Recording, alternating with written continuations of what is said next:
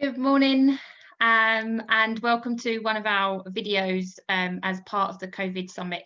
A group of six coaches, and the purpose of the COVID Summit is to help and support those that are struggling at the moment during this COVID-19 pandemic. I'm Kelly. I'm one of the six coaches that will be joining you over the 6 days. I am an empowerment coach. I'm helping women to gain the purpose that they are looking for and to get more clarity on their direction. And today we are working together. So it's myself and Aisha. Aisha, do you want to introduce yourself? Thanks, Kelly. Yes. So my name is Aisha Chaudhry. I'm a mindset coach. So basically, I just see it like riding a bicycle, and getting you to shift your mindset is the same as shifting gears on a bicycle. You start off on the low gears where you can cycle along with small rotations, and then as you get your route becomes a little bit steeper, like your challenges in life might, you change the gears and then the rotations become bigger. So you put a little bit more effort in, but the reward at the end is definitely worth it. So that's me. What can I say about myself? Well, I believe in diversity and inclusion because that's very important to me, not just at work, but also in society and how we conduct ourselves in life, in daily life. And I try to empower everyone who has a zest for life to shift their mindset, enabling them to navigate their journey so that they can shine. That's it. Simple. Yeah, absolutely. Shine like the stars above you. Yes, I have the universe here. This is actually taken by the Hubble telescope. It's a picture of the universe, and it's of Tarantula Nebula, which is a galaxy, because we do all live in this big, amazing universe, and I think we're just around there. That tiny speck. Yeah. So today, as part of the series of videos that we're all recording, we're either kind of interviewing each other so that we can all get to know each other a lot better, and to give back to the people that are watching, and hopefully you will be able to get something from each and every one of us, and just be able to watch in your own time, and reach out to every one of us, because we're all so different, but the stars aligned basically, didn't it, for all of us, all six of us, and we just felt so passionate at this time to see how many people we can actually support and help, because everyone is struggling in their own way, and we wanted to kick off with Aisha because her whole aura is about positivity and she just exudes all of this warm feeling, and we hope that you will feel that, because obviously everything's done via Zoom these days. So so let's just kick off with today. So Aisha, yes, obviously I'm in England, you're in Germany, different things are happening, we're all brought together because of what we're going through right now. How are you dealing with the negative energy that is around us at the moment? What's been really important for me, especially during this COVID time, is whilst I am surrounded by it, I just repel it off. So I repel it off. I'm like, I do not want it near me. I have this invisible Wonder Woman cloak that I wear. I'll be honest, actually I have a physical one. It's this here. Love it. So I might just put it on now, just to keep that negative energy away. But what I do is I basically wear it when I wake up in the morning and I'm cycling to work on my Brompton bicycle. I'm usually singing a positive song in my head, and when I get to work I can see that people are feeling a bit down and they verbalize that they're feeling negative. But what I do is actually I kind of encourage them to stay outside of my office door, because inside my space, and I have said it to people, I've said, if you want to complain or if you want to be negative, just step outside of my door, because I want this to be a positive space when you come into it, which doesn't mean you can't complain, but it just means when you come in, shift your mindset and think of something positive. negative. And if you want to complain, just step outside. And actually it works, because when people are talking to me, they do step outside with their coffee. And then they say whatever's on their mind to be negative. But when they come in, I say, okay, this room has white walls, but I see yellow and I see green and I see nature. And I say, look outside, look at that nature out there, because I'm on the 4th floor of a building. And I say, look at that sky, it's blue. If you look up, wherever in the world you are, you'll be surprised. It's never really black. I love that. It's not. It's my friend from Australia told me that, actually. It's true. If you look up, you might see kind of dark blue, or if you're in the midnight sun in Oslo in Norway, it won't even be dark. So it's kind of, even though we're all on different parts of the planet, you're in London, I'm in Berlin, your eyes, wherever you happen to be, depends on the time zone that you're in, but what you see is up to you. So I repel away the negativity. I do. I wear my invisible cloak, and I go in feeling strong. Doesn't mean I don't feel the negativity, but it just means, like, I just say, like, be gone with you. No, I will not take this. I will not have it projected onto me, because I'm very good at letting that not happen. And you're honest. Then you have that open conversation. Take the cape off. don't put it too far. Love it. But you're honest then to people. You will tell them, look, I don't want this feeling of negativity. Or do you, how do you frame that to people so that others could adapt that technique? Well, they do say, that's a very good question, by the way. They do say, surround yourself with people who are like you. So if I know that someone is a little toxic or a little negative, then I make an effort to avoid them. I physically avoid them and walk the other way, or don't go into their space. But if they come towards me into my space, I'll literally, when they come in, I'll literally stand up. And if the conversation is going towards a direction that I don't like, or I don't feel comfortable in, then I literally get up and I walk out of my office, and then they actually have to move aside and walk with me. And then I'll make them walk with me, because when people walk and talk, actually, you think very differently to when you're sat down. And when you're sat down and someone comes in, they're looking down at you. So there's a bit of a difference in height, you know. Like a parent talking to a child, or a boss talking to an employee. If you both stand up, you're at the same equal level. And when you're walking, it makes you even more equal, because you're not competing against each other. So I won't verbalize it to them, but I'll do certain things and take certain actions to make sure that if we're going to have some time talking in my space during my 8 hours at work, because we have to spend many hours at work a day, I'll try to carve it in such a way that I'm comfortable with it. And I'll even say, let's go for a walk around, or let's have a coffee.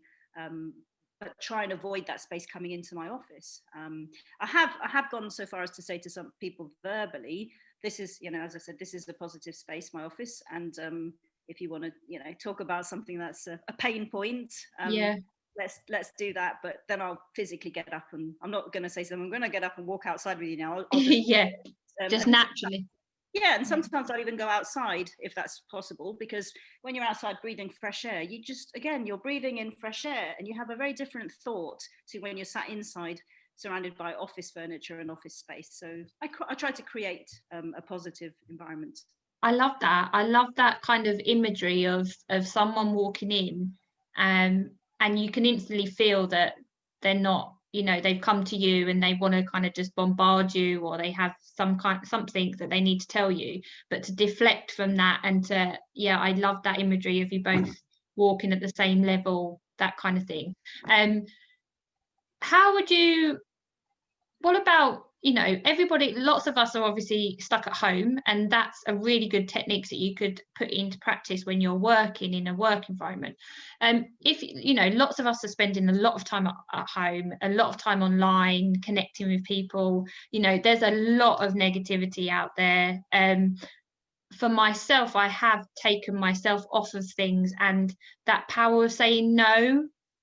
And I think, you know, because you get overwhelmed with so much, but how would you kind of use that technique that you use in your office to your everyday life at home?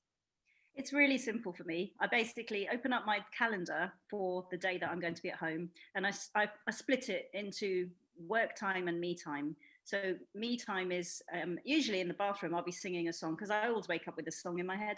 And then when I come to before I start work, I go into the lounge. And if I can do exercise for a few minutes, even if it's just some stretches facing outside into nature, onto the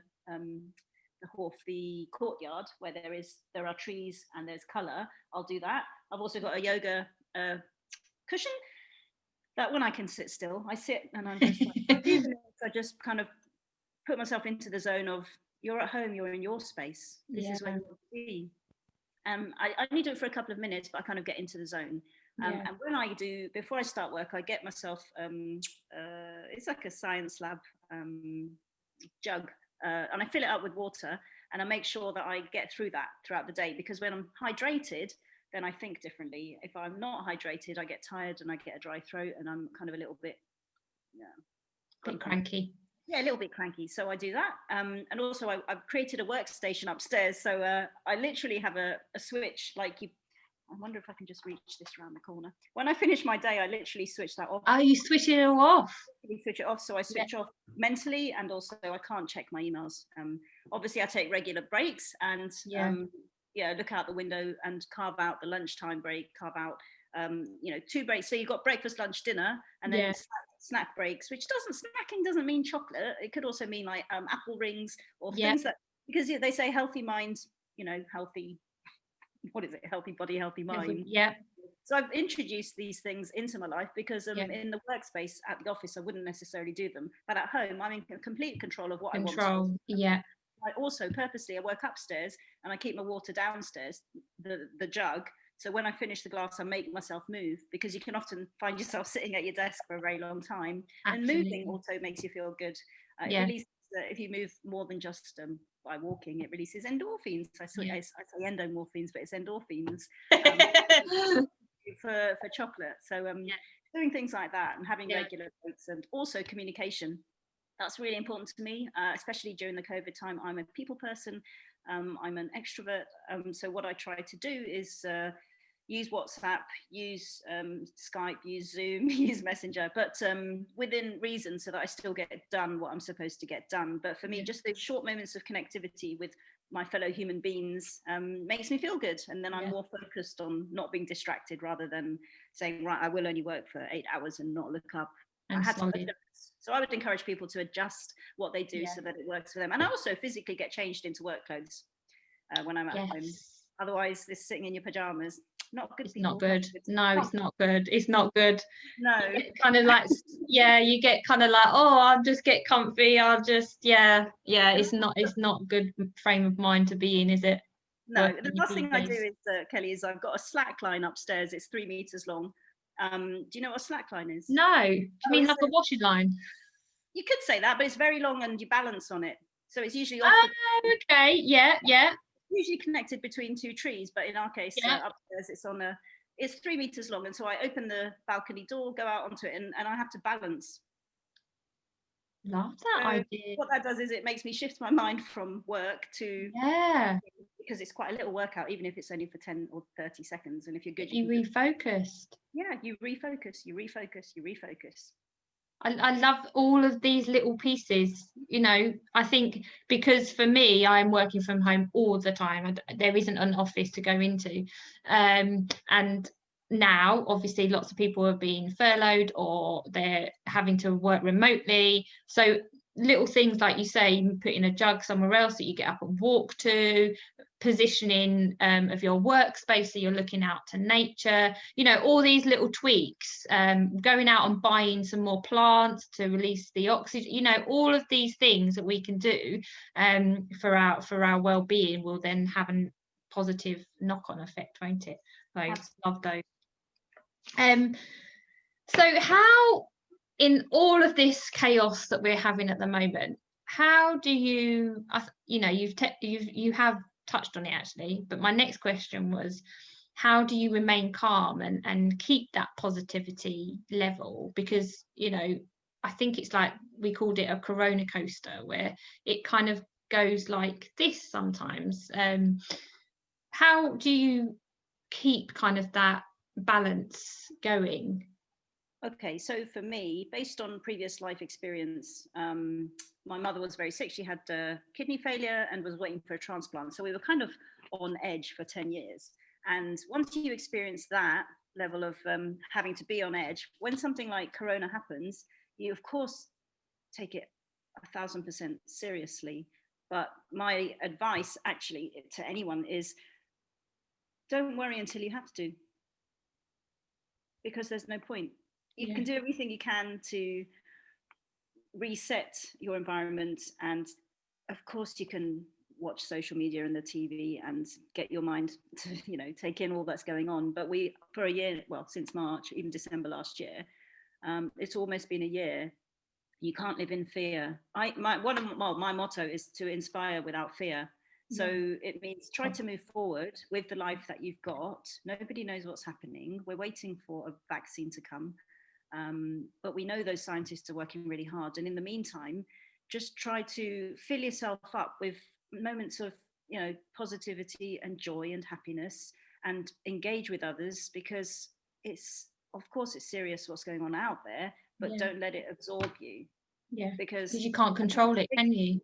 No, and until we know people have COVID, they've had long COVID, and then of course the biggest fear is when someone ends up on a ventilator and their lungs are not working. But until then, I say to myself, and perhaps it's, I don't mean it unkindly, but until you're lying on a bed with a ventilator connected to you, just be grateful for all those moments and levels of freedom and movement that you have. That's it, because if it gets worse, you'll know it. And until then, don't worry. Don't worry about it. Don't let it consume you. Yeah, I think that's the thing, isn't it? Consuming you, that you then live in a state of, oh, this could happen, and your anxiety level will be always on alert, wouldn't it? Because you're thinking, oh, this could happen, but you can't control that. But what you can control is how you're feeling and the things that are happening on a day-to-day basis. Exactly. Don't let fear take over. If you do experience anxiety or lack of confidence or lack of self-esteem, as coaches, we know that we have techniques to help people with that. And you can actually, if you look at this COVID summit that we're doing, there will be chances to see how to do that maybe later. But in the meantime, it's possible to manage your levels of fear and anxiety and those things that emotionally consume us, with techniques that our brain can help, because our brain is an amazing, powerful thing. When we let it, when we use it and let it be used, it can be really good for us. You'd be amazed what as humans are capable of. So don't let fear consume you, and use those tools and resources that you have, that your human head has. It doesn't matter how big or small the head is, because we all have brain cells, and as long as we've got one that works, we'll be fine. Just promise you. Yeah. Sideways, and then that brain cell loses out, and you wake up in the morning and you're like, oh my god, it's gone. No, you're absolutely right. I suppose the only thing now to kind of wrap up this session on positivity is kind of making sure that you have a good balance, I suppose. A good balance of you time, family time. Do you have any advice on making that balance? Because I know that you have made a massive shift in your personal life, and you can see it on your face that it's had such an amazing and powerful impact. And if there's people watching this thinking that I've kind of tipped the scales, I haven't got a good balance, what advice would you give to someone to rebalance their lives? Yeah, Kelly, you're absolutely right. This time of COVID is actually, for many people, a fantastic chance and opportunity to change themselves. And that's what I did. I was sitting there, happily coming home from work, putting my laptop back on, and watching the telly, but generally doing something on my laptop. And what happened was, I found myself sitting there thinking, this just isn't me, because we're reducing our contact with people. So what I did, and I would encourage anyone else to do if they want, is to shift that balance. So if you, in my case, I was working 5 days a week. I'm still working 5 days a week, but I carved out every holiday, every Thursday I have now till the end of the year, for a me day. And by that I mean, like, I'm doing, I call it CPD, continuing professional development on the coaching. So the idea is then to encourage, actually, in my case it would be like women and people who need to be encouraged with making the next step. Either they're like looking to move on in their career or think about how to do things, or with maybe girls who want to know after going to school how to prepare for interviews. And I've carved this time out because I think it's actually important for me in my life, because we don't know with COVID how long things are going to go on for and what will happen to us, to do something concrete. So I made that shift. I'm not working 5 days, I'm working 4 days now.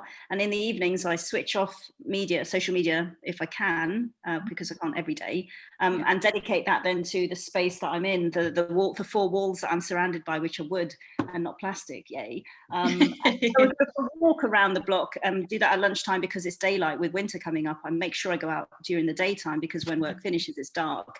So I say, don't be afraid to take that jump, that leap. What's the worst that could happen? If you don't like it, you can change it back again. Yes, people are on furlough, and not everybody knows what's happening. That's an unknown, you don't know. But what you do know is what's inside. As soon as you shut your door, you're in a space that you're familiar with. So create an environment that works for you. Put on some music that you like. Create a playlist of things to motivate you. I often have like motivational songs in my head, like Yaz and the Plastic Population. The only way is up, baby. Yeah, love that. Just things like that, and find places where you can get those ways to rebalance yourself from whatever works for you. I also like to go cycling on my bicycle, and even though it's only autumn, it's not even winter, so go out, find those crunchy leaves, hear the sounds, smell them, take in nature, and shift that balance, and it will be good for you. If you don't like it, you can change it. What's the worst that can happen? Do it. Yeah, the worst that can happen is nothing happens. Absolutely. So we are going to wrap up our session today, and like you said, Aisha, we will be putting things in the group to support you, techniques we can go through, resources or things that have helped us and helped you. So we hope that everybody has enjoyed this session this morning, or whatever time of day you are watching it on replay. If you want to get in touch with Aisha, just message in the group, and she will reach out to you. We all will. We're all here to support you. So thank you, lovely lady. Thank you, Kelly. And we'll see you on the next video.